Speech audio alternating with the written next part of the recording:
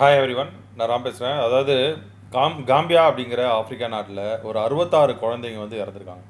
இது என்ன காரணம் அப்படின்னா, இந்தியாவிலேருந்து அனுப்பப்பட்ட ஒரு காஃப் சிரப்பு குடித்து 66 குழந்தைங்க வந்து காம்பியாவில் இருந்ததா காம்பியன் பிரசிடென்ட் வந்து அனௌன்ஸ் பண்ணியிருக்காங்க. WHO இதை பற்றி ஒரு ரிப்போர்ட் வந்து வெளியிட்டிருக்காங்க. அதாவது இந்தியாவோட இருந்து அனுப்பப்பட்ட காஃப் சிரப்பு வந்து அவங்க டெஸ்ட் பண்ணி இதில் வந்து ஏதோ ஒரு கெமிக்கல் வந்து அளவுக்கு அதிகமாக வந்து கலக்கப்பட்டு அது வந்து குழந்தைங்களோட கிட்னி பாதிக்கப்பட்டு இந்த குழந்தைங்க வந்து இறந்துருக்கிறதா WHO வந்து சொல்லியிருக்காங்க. ஸோ இந்தியன் கவர்மெண்ட்டு இதை பற்றி வந்து விசாரணை நடத்திட்டு இருக்காங்க. ஸோ இது என்ன இஷ்யூ, காம்பியாவில் வந்து இந்த குழந்தைங்க இறந்ததுக்கான அந்த மருந்துகளோட பேர் என்னென்ன, அது எந்த கம்பெனி வந்து தயாரிச்சது, மொத்தமாக இந்த காம்பியா காஃப் சிரப் இஷ்யூ பற்றி தான் இந்த வீடியோ வந்து நம்ம பேச போகிறோம். வாங்க வீடியோ போகலாம்.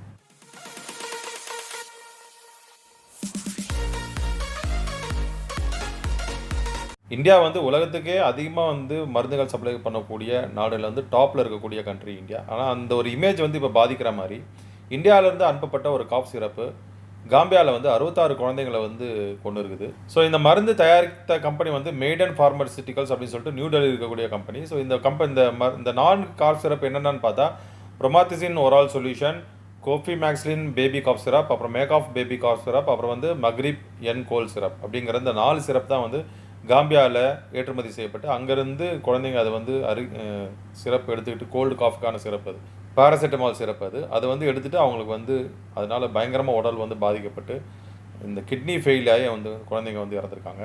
ஸோ இந்த காஃப் சிரப்பில் வந்து அளவுக்கு அதிகமாக 2 கெமிக்கல், அதாவது டைஎத்திலீன் கிளைகால் அப்புறம் வந்து எத்திலீன் கிளைகால் அப்படிங்கிற இந்த 2 கெமிக்கல் வந்து அளவுக்கு அதிகமாக வந்து கலந்துக்கிறதாகவும், இது வந்து ஒரு ஸ்வீட் இனிப்பு தன்மை தரக்கூடிய அந்த லிக்விட், அந்த கெமிக்கல் அது.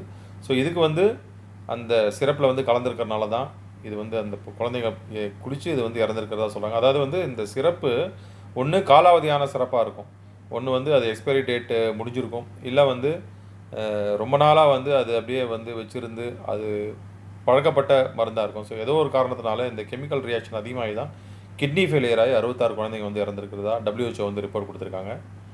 இந்த டைஎத்திலீன் கிளைகால் மற்றும் வந்து எத்திலீன் கிளைகால் இது வந்து சாதாரணமாக இந்த பிரேக் ஃப்ளூயிட்ஸு அப்புறம் வந்து ஆன்டி ஃப்ரீஸ் இந்த மாதிரி விஷயங்களுக்கு வந்து யூஸ் பண்ணக்கூடிய சீப்பான ஒரு கெமிக்கல் அது.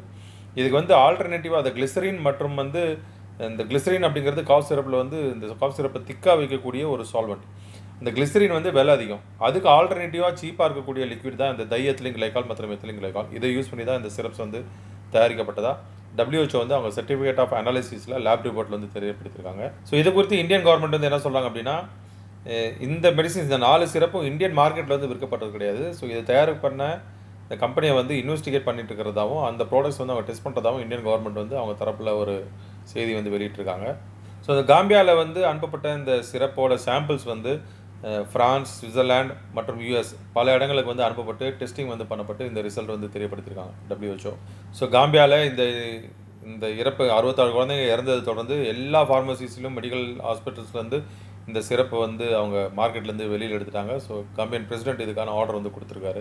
ஸோ இந்த ஒரு சம்பவத்துலேருந்து நம்ம தெரிஞ்சுக்கிறது என்னென்னா, நம்ம வந்து ஓவர் த கவுண்டர் மருந்து போய் வாங்க சாப்பிட்றோம். எப்போவுமே நம்ம ஊரில் இருக்கிற ஒரு பழக்கம், டாக்டர்கிட்ட போனால் அதிகமாக செலவாகிடும், இல்லை வந்து டெஸ்டிங் பண்ண சொல்லுவாங்க, லேப் டெஸ்ட் பண்ண சொல்லுவாங்க, எக்கச்சக்கமாக வந்து செலவாகும் அப்படிங்கிற நினைப்பில் சாதாரண ஒரு கோல்டு ஃபீவர் இந்த மாதிரி விஷயத்துக்கு கூட ஓவர் த கவுண்டர் மெடிசின் ஃபார்மசியில் போய் மெடிக்கல் ஷாப்பில் போய் சொல்லி நம்ம மருந்து வாங்கி சாப்பிட்றோம்.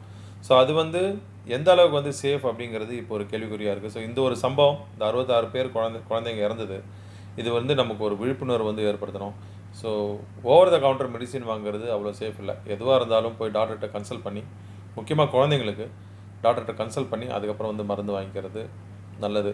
ஒரு ப்ரிஸ்கிரிப்ஷனோடு நீங்கள் போய் மெடிசின் வாங்குறது தான் நல்லது. ஏன்னா வந்து மெடிக்கல் ஷாப்பில் குவாலிஃபைடு மெடிக்கல் டீம் வந்து இருப்பாங்க, ஃபார்மசிஸ்ட் இருப்பாங்க. ஆனால் சில ஷாப்ஸில் வந்து பை எக்ஸ்பீரியன்ஸ் இருக்கிறவங்களும் இருக்காங்க. அவங்க எடுத்து கொடுக்குற மருந்து எந்த அளவுக்கு வந்து குவாலிஃபைடாக இருக்கிறாங்க அவங்க அப்படிங்கிறது நமக்கு சந்தேகமாக இருக்கும். ஸோ அதனால் அந்த ஒரு பிரச்சனையை தவிர்க்கணும் அப்படின்னா பெட்டர் வந்து டாக்டருங்கிட்ட போயிட்டு ப்ரிஸ்கிரிப்ஷன் வாங்கி அந்த குழந்தைங்களுக்கு ட்ரீட்மெண்ட் கொடுக்குறது தான் better. Over the counter medicine குழந்தைங்களை பொறுத்த வரைக்கும் வாங்காதீங்க. ஈவன் பெரியவங்களே வந்து அவாய்ட் பண்ணுறது தான் நல்லது. ஸோ மருந்து வந்து நம்ம எப்பவுமே வந்து மருந்து வாங்கும்போது அடுத்தது என்னென்னா, எப்பவுமே இதுலேருந்து நம்ம கற்றுக்கூடியது இன்னொரு விஷயம் என்னென்னா, எப்பவுமே மருந்து வாங்கும்போது எக்ஸ்பைரி டேட்டை பாருங்கள். எக்ஸ்பைரி டேட் வந்து இருக்குதா, வேலிடிட்டி இருக்குதா, அது பழக்கமே கிடையாது. முதல்ல வந்து மருந்துகளோட விலைவாசியை வந்து நம்ம விசாரிக்கிறதே கிடையாது.